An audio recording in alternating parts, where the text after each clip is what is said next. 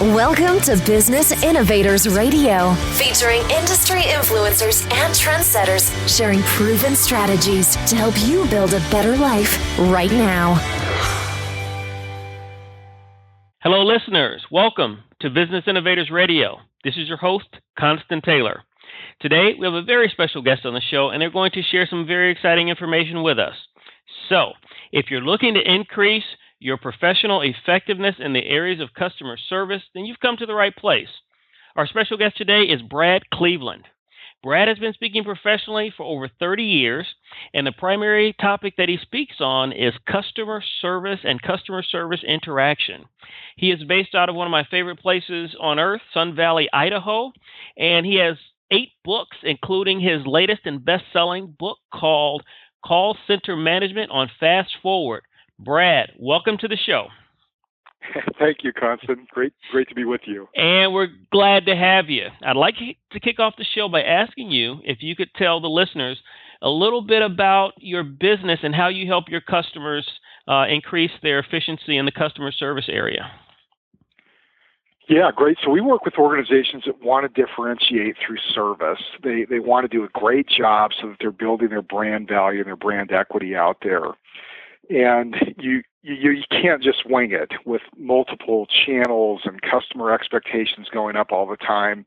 You've got to go at it methodically. You've got to go at it with a plan. So that's where we help them. How do you get the right strategy in place, roll out the right channels, and then manage it well, forecast the workload, and get the right resources in place, and all of those supporting things that you have to do. Now, in terms of scalability and complexity, what types of engagements do you tackle? Do you tackle a full life cycle, holistic view, or do you take certain segments of customer service and try to bandage those and patch those up? It's a great question. It really depends on where the client is, and it's interesting. My clients are almost bifurcated if you look at them together. Where some are doing a really great job and they want to tweak this or that area. They have us come in and look just at the channels that they've got out there, or maybe some aspect of their operation, like forecasting, that's maybe not going quite like they want it to. So we help them in specific areas. Others are like, man, we're broken. We don't know where to start. Mm-hmm. Nobody wants to work here. Our morale's bad. Our customers don't care for the service at all. What do we go after first? Right. So that's more of a life cycle. Look at the whole plan and really start piecing it out just step by step. Now, describe to me your customer. Your perfect prospective customer, what do they look like? Yeah, we work with so many different types of organizations. So just some of the more recognized brands, just to throw out a few names, USAA, Apple, American Express. They've been larger clients, but we've worked with many small to medium-sized organizations as well, and some in the government space. They're not all commercial. But I think the thing that they have in common is that they want to do a great job with service. And they might not have the support they need just yet from across the organization, but there's some champion internally that, hey, we want to bring you in. We want to do a great job with service. Help us get our arms around this. So that's really the criteria that I look for first and foremost. If they contact me and say, hey, we want to slam a lid on costs and drive costs out of our business and maybe outsource it to some far-flung place, come help us do that, it may not be a fit. Mm-hmm. If I hear that they really want to improve service and that they're committed to it, then that's going to probably mean they're likely a fit. Now, how do you handle, or let me ask you this, what is your one or two most popular misconceptions about the service that you provide or the results that it produces? That's a great question. I think one of the, one misconception that comes up all the time is service is a cost, right? So slam a lid on it, prevent it as much as possible. There's a grain of truth to that. Obviously, if we've got website issues or product glitches, go fix those things. We don't have interactions that shouldn't be there in the first place. But service is an opportunity. These touch points with our customers are opportunities to build a strong brand. There's so many great examples of that out there. So that's one misconception. I think another is, hey, let's go benchmark and let's find the perfect template. That must exist out there, right? But that can be elusive. You look at Amazon and Zappos. They're part of the same company now, and arguably they're both customer centric, but they have very different approaches at service. So there's not necessarily one right template for you either. You've really got to put something in place that reflects your brand and your focus. Does Amazon own Zappos? They do, yeah. Wow. And one of the reasons Tony Hsieh and Jeff Bezos decided that made sense is that they could learn from each other in the service area. But even so, they've got very different cultures. Amazon's really let Zappos run things as they have traditionally in a way that's built their brand. Okay. Now, in terms of managing customer expectations, what is your philosophy on that? So let me ask, Constant, the customer on the end of so my clients are serving their customers. Yes. So is it their customers or my customers? No. Yeah, it's their customers, their end users. Yeah, so that is a great and ongoing question, and the organizations that continue to ask it, how do we manage those expectations, tend to be at least started in the right direction. There are a bunch of expectations that we've seen and studied over the years. Things like be accessible, treat me courteously, make it easy. That's a huge one. Make it easy to resolve my issue. So we literally go through expectation by expectation what customers are after today and what it means to meet and exceed those expectations in a given context. And that varies from organization to organization. Some have to really be involved in some of the newer channels, social and mobile. Others, maybe not so much just yet, but they're all moving in that direction. So you've got to understand what your customers expect from your vertical sector, from you as an organization, from you as a brand, and how you want to reflect that going forward. Okay. So there's managing customer expectations, and then there's exceeding customer expectations, which is also known as wowing the customer. How is that integrated into the strategy? Wowing is difficult to do every day, every interaction. The reason being is every organization out there who is doing a great job is raising the bar. So as customers, we love to be wowed, but we don't stay wowed very long. Do a great job, and now that's built into my expectations.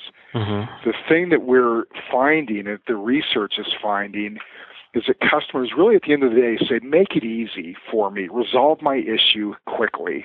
So roll out the right channels, enable me to interact with you easily and get this thing done.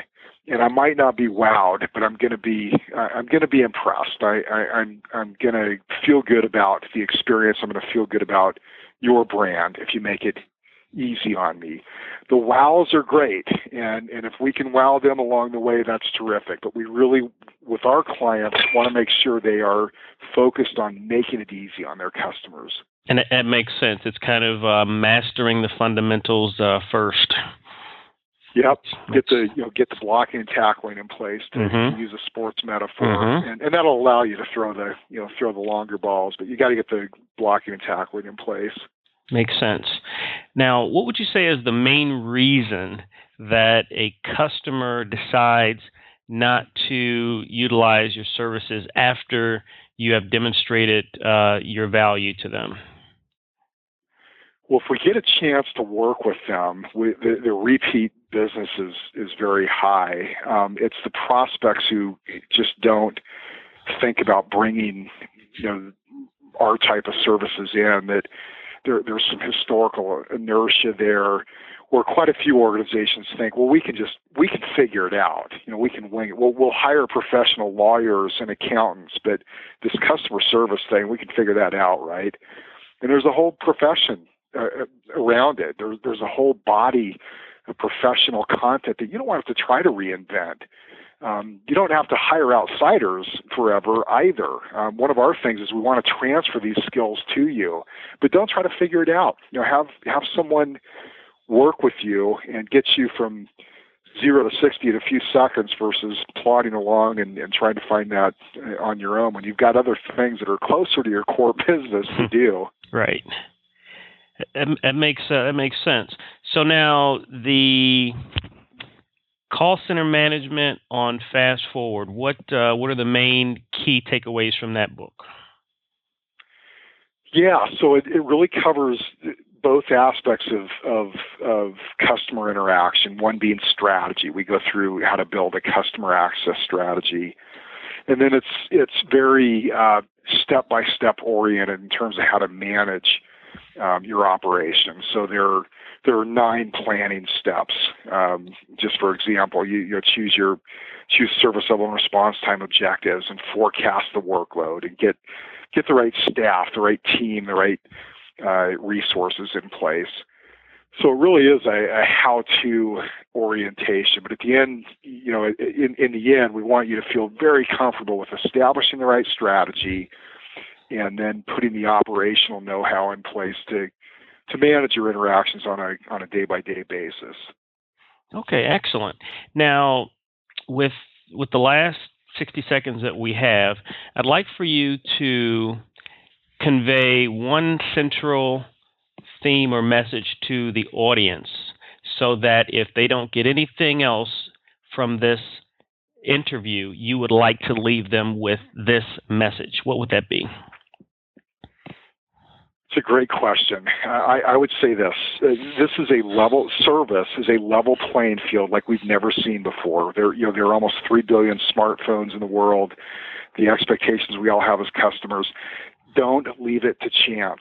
Don't get disrupted. It's a lot more fun to do the disrupting than to be disrupted. Yes. So put some thought into service and do a great job with it, and it will help you build a strong and resilient brand. Do a bad job. We hear about it in 2 seconds flat on social channels, but the other side of the coin is that opportunity is there for the taking. So put thought into it and make it great, and that is the most cost-effective and in the end most strategically valuable thing that you can do as you approach your customers. Well said, and very, very, very good input. Now, if the listeners would like to contact your organization, learn more about how they can improve their customer service, what's the best way for them to do that? Yeah, so the website is bradcleveland.com, and my Twitter handle is at bradcleveland, and on the website there's a lot of other ways to reach us. So that's probably the best way to go. Okay, great. Well, Brad, thank you so much for coming on the show. That was very, very insightful information that you provided in the area of customer service, and our listeners really appreciate it. You bet, Constant. Thank you. Get back out to Sun Valley one of these days. I'm going to try to get there soon. All right. Well, I appreciate the interview. Thank you. Likewise. Thanks for listening to Business Innovators Radio. To hear all episodes featuring leading industry influencers and trendsetters, visit us online at businessinnovatorsradio.com today.